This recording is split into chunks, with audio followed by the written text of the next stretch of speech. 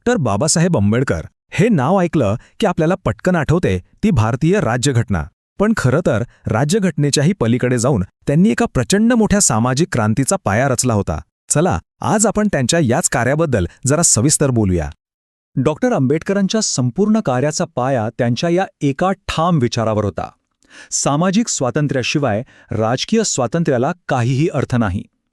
विचार करा, त्या काळात जेव्हा संपूर्ण देश फक्त राजकीय स्वातंत्र्यासाठी लढत होता, तेव्हा सामाजिक समानतेचा मुद्दा इतक्या जोराने मांडणं हेच एक क्रांतिकारी पाऊल होतं. आणि खरं तर हाच विचार त्यांच्या प्रत्येक कामाचा, प्रत्येक लढ्याचा आत्मा होता. म्हणजे बघा, त्यांच्यासाठी स्वातंत्र्याची खरी सुरुवातच समाजापासून होत होती. त्यांचा मुख्य उद्देश होता त्या काळातल्या अन्यायकारक सामाजिक रचनांना मुळापासून उखडून टाकणं, कारण त्याशिवाय मिळणाऱ्या स्वातंत्र्याला काहीच किंमत नव्हती.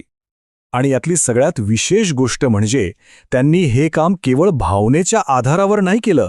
त्यांनी जातीय व्यवस्थेचा अगदी सखोल अभ्यास केला, त्याची मुळं कुठे आणि किती खोलवर आहेत हे शोधलं आणि मगच तिच्या निर्मूलनासाठी एक ठोस, विचारपूर्वक योजना आखली. म्हणजे त्यांची लढाई केवळ भावनेच्या भरात नव्हती, तर ती पूर्णपणे अभ्यासावर आणि एका पक्क्या प्लॅनवर आधारलेली होती. पण केवळ विचार मांडून थांबणाऱ्यांपैकी ते नव्हते.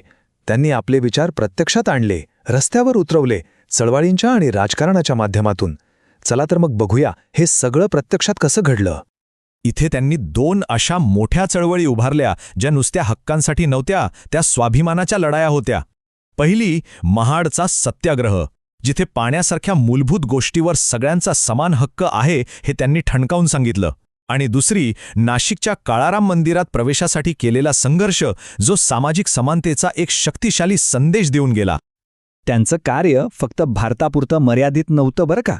जेव्हा लंडनमध्ये भारताच्या भविष्यावर चर्चा करण्यासाठी गोलमेज परिषदा भरल्या, तेव्हा त्या 3ही परिषदांमध्ये ते हजर होते. आणि तिथे त्यांनी दलित आणि शोषित वर्गाची बाजू इतक्या जबरदस्तपणे मांडली की त्यांचा आवाज ऐकल्याशिवाय कोणाला पर्यायच उरला नाही. त्या काळात त्यांनी एक खूप महत्त्वाचा आणि धोरणात्मक निर्णय घेतला. त्यावेळच्या सर्वात मोठ्या राजकीय पक्षात म्हणजे काँग्रेसमध्ये सामील होण्याऐवजी त्यांनी एक स्वतंत्र वाट निवडली. त्यांनी बहिष्कृत हितकारिणी सभेची स्थापना केली. यामागचा विचार अगदी स्पष्ट होता. आपल्या समाजाच्या हितासाठी स्वतंत्रपणे आणि जास्त प्रभावीपणे काम करता यायला हवं. राजकीय प्रतिनिधित्व किती महत्त्वाचं असतं हे त्यांनी अचूक ओळखलं होतं. म्हणूनच त्यांनी दलितांसाठी स्वतंत्र मतदारसंघाची मागणी केली. त्यामागचं कारण अगदी सोपं होतं. जोपर्यंत या समाजाला स्वतःचा राजकीय आवाज मिळणार नाही, जोपर्यंत त्यांचे प्रतिनिधी त्यांच्याच मतांवर निवडून येणार नाहीत, तोपर्यंत त्यांचे प्रश्न कोण सोडवणार? आता चळवळी आणि राजकारणासाठी सगळ्यात जास्त गरज कशाची असते, तर जागृत आणि संघटित समाजाची. आणि म्हणूनच आंबेडकरांच्या कार्याचा तिसरा महत्त्वाचा पैलू होता प्रबोधन आणि संघटन. त्यांनी आपल्या लेखणीलाच सर्वात मोठं शस्त्र बनवलं. प्रबुद्ध भारत, जनता, मूक नायक आणि बहिष्कृत भारत यांसारखी नियतकालिका त्यांनी सुरू केली.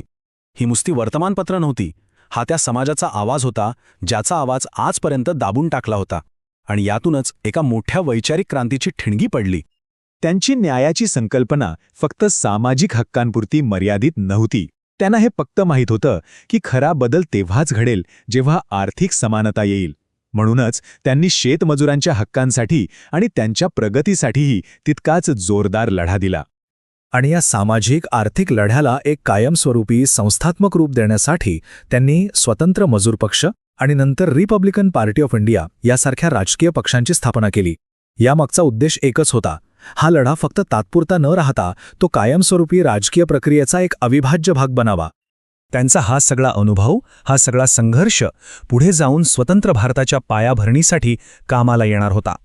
आणि इथूनच सुरू होतो त्यांच्या कारकिर्दीचा कदाचित सर्वात महत्त्वाचा टप्पा, आधुनिक भारताचे शिल्पकार म्हणून त्यांची भूमिका. भारतीय राज्यघटनेच्या मसुदा समितीचे अध्यक्ष म्हणून त्यांनी करोडो लोकांच्या आशा, आकांक्षांना कायद्याच्या भाषेत गुंफण्याचं एक प्रचंड मोठं काम केलं. आणि म्हणूनच आपण त्यांना भारतीय राज्यघटनेचे शिल्पकार म्हणतो. आणि हेच त्यांचं राष्ट्र उभारणीतलं सगळ्यात मोठं योगदान आहे, नाही का?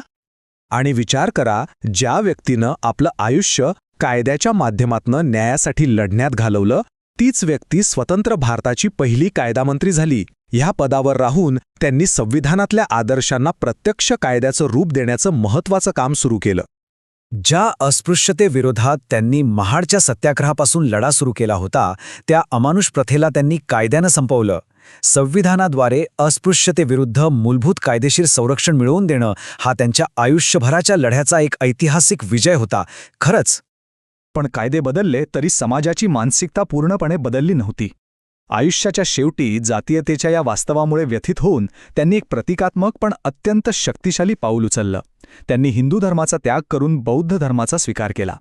हा फक्त एक धर्मांतराचा निर्णय नव्हता, हा तर त्या संपूर्ण व्यवस्थेला दिलेला नकार होता जिने इतकी असमानता निर्माण केली होती. तर हा सगळा प्रवास पाहिल्यावर एक प्रश्न मनात येतोच. डॉक्टर आंबेडकरांचे सामाजिक न्यायाचे विचार आजही इतके महत्त्वाचे का आहेत? मला वाटतं या प्रश्नाचं उत्तर शोधण्यातच त्यांच्या कार्याला खरी आदरांजली ठरेल.